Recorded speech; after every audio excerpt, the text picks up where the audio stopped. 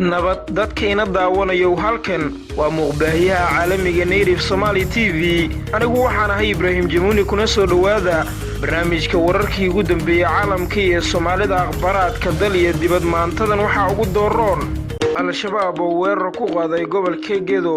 maxkamadda ICJ oo maanta dhageysanaysa dacwadda muranka badda ee u dhaxeeya Soomaaliya iyo Kenya galmudug oo ka hadashay shuruudo la sheegay inay ku xirtay ka qaybgalka shirka ka furmaya Muqdisho iyo weerar lagu qaaday gaari uu la socday madaxweynaha dalka Argentina akhbaraadkaasi iyo kuwa kale oo xiiso badan goor u diyaar garooba markale isku soo noqod wacan maalinimadu waa Isniin taariikhdu milaadiga ku beegan tahay 15 bisha Maarso sanadka 2021 kuna soo dhawaada akhbaraadka dal iyo dibadda oo fidsan ugu horeyn aynu ku bilownay al-shabaab oo weerar ku qaaday gobolka Gedo wararka aynu ka helayno gobolka Gedo waxa ay sheegayaan in dagaalamayaal ka tirsan al-shabaab ay weerar culus ku qaadeen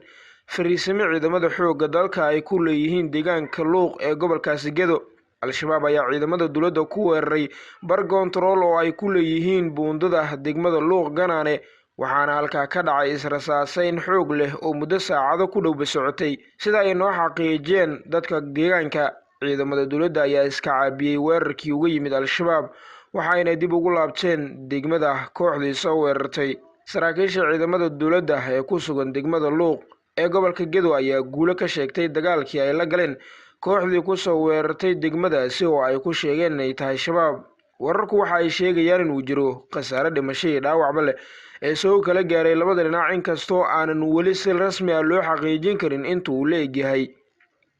dhinaca kale maxkamadda ICJ oo maanta dhageysanaysa dacwadda muranka badda ee u dhaxeeya Soomaaliya iyo Kenya maanta Isniin taariikhdan ku beegan tahay 15 Maarch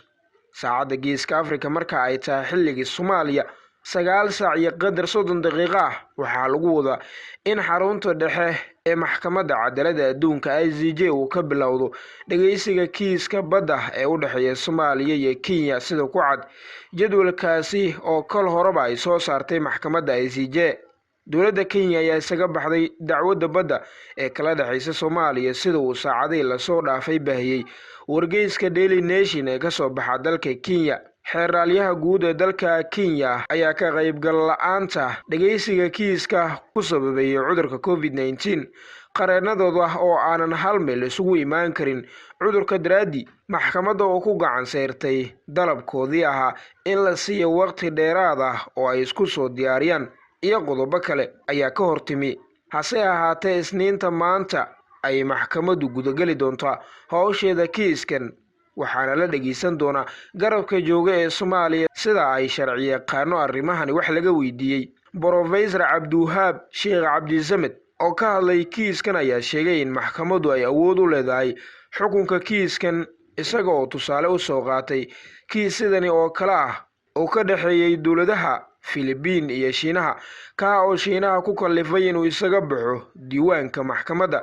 balse ICJ markii ay dhageysatay kiiskaasi ay u xukuntay Philippines dhammaan bulshooyinka Soomaalida ee ku kala sugan dalka iyo dibadda ayaa isha ku haya natiijada ugu dambeysay ee ka soo bixi karta muranka badda ee u dhaxeeya Soomaaliya iyo Kenya oo maanta furmaya geesa kale galmudug oo ka hadashay shuruudo la sheegay inay ku xirtay ka qaybgalka shirka ka furmaya Muqdisho wasiirka warfaafinta dawlad goboleedka galmudug Axmed Shiraf Balagle ayaa wax laga weydiiyay haddii ay jiraan shuruudo ay galmudug ku xirtay ka qaybgalka shirka madaxda dawladda federaalka Soomaaliya iyo dawlad goboleedyada oo lagu wado inuu kulankaasi ka furmo xerada xalan oo ay degan yihiin xubnaha beesha caalamka wasiir Balagle oo u warramay warbaahinta ayaa sheegay in ka galmudug ahaan ay qabaan in Soomaalida ay kaligeed wada hadasho oo aanan loo dhaxayn sidaa daraadeedna ay dooranayaan in shirkaasi soo socda ay martigeliso dawladda federaalka Soomaaliya ama mid ka mid ah mas'uuliyiinta maamul goboleedyada madaxda maamul goboleedyada Jubbaland iyo Puntland ayaa ku sugan magaalada Muqdisho iyada oo madaxweynayaasha koonfur galbeed galmudug ay Turkiga ku maqan yihiin lama oga sida uu ku qabsoomi doono shirkan ay garwadeynka ka tahay beesha caalamka ee la qorsheeyay inuu ka dhaco xerada xalane ee u dhow airportka aadan cadde ee magaalada Muqdisho talaalka cudurka corona oo Muqdisho soo gaaray waxaa magaalada muqdisho soo gaaray diirad siday tallaalka cudurka covid-19 oo markii ugu horeysay la soo gaarsiiyay magaalada muqdisho ee caasimadda dalka. tallaalkan ayaa waxaa siday diirad gaar ah oo ay leedahay hay-adda caafimaadka adduunka ee magaceedu loo soo gaabiyo WFP. waxaa loogu talagalay tallaalkan in lagula dagaalamo cudurka corona oo si weyn ugu baahay magaalada muqdisho iyo qaybo ka mid ah gobollada dalka toddobaadyadii la soo dhaafay. garoonka diiradaha ee magaalada muqdisho aadan cabdulle cismaan aadan cadde ayaa waxaa gaaray wasiirka caafimaadka marwe fawziya abikar nuur iyo wakiilo ka socday qaramada midoobe oo warkacayay James Swan si ay ula wareegaan tallaalkani oo ah mid loogu deeqay Soomaaliya. dhinaca kale Masar oo shuruud ku xirtay inay wada hadal la gasho Turkiga. wasiirka arrimaha dibadda dalkaasi Masar Saamix Shukri ayaa sheegay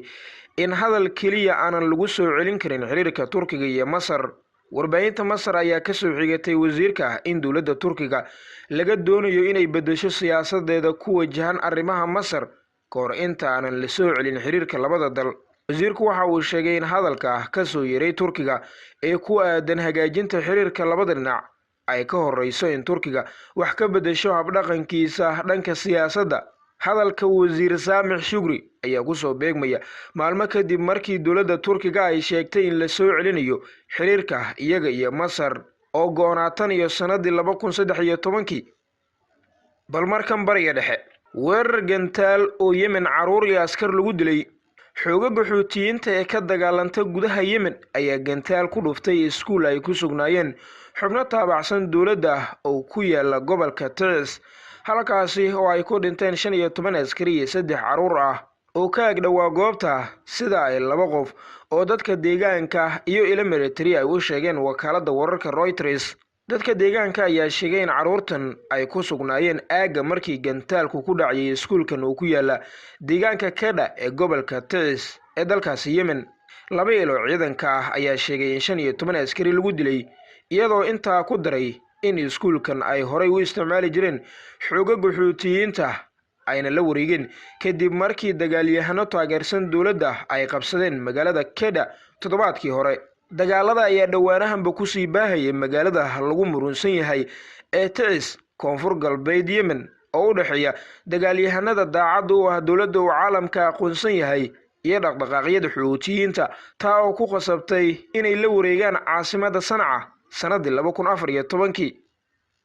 gunti iyo gabagabadii weerar lagu qaaday gaari uu la socday madaxweynaha Argentina. tiro dad ah oo dibadbaxyo dhigayay ayaa weerar ku qaaday gaari uu la socday madaxweynaha dalka Argentina Alberto Fernandez xilli uu booqasho ku joogay gobolka lagu magacaabo Patagonia. dadka ayaa ku xumay halkii uu joogay madaxweynaha, isla markaana waxa ay dhagaxaan ku tuuriyeen gaarigii uu saarnaa madaxweyne Fernandez. madaxweynaha Argentina waxa uu booqanayay deegaan ay saameeyeen dabkan oo inta badan ka kacay keymo ku yaala halkaasi. waxaa ku dhintay 1 qof halka dad kalena ay ku dhaawacmeen. dadka dibadbaxyada dhigayay ayaa ka cariisna qorshaha dowladda Argentina ay mashaariic uga fulinayso gobolkaasi oo qani ku ah dahabka, maarka iyo maadada lagu magacaabo uraniumka,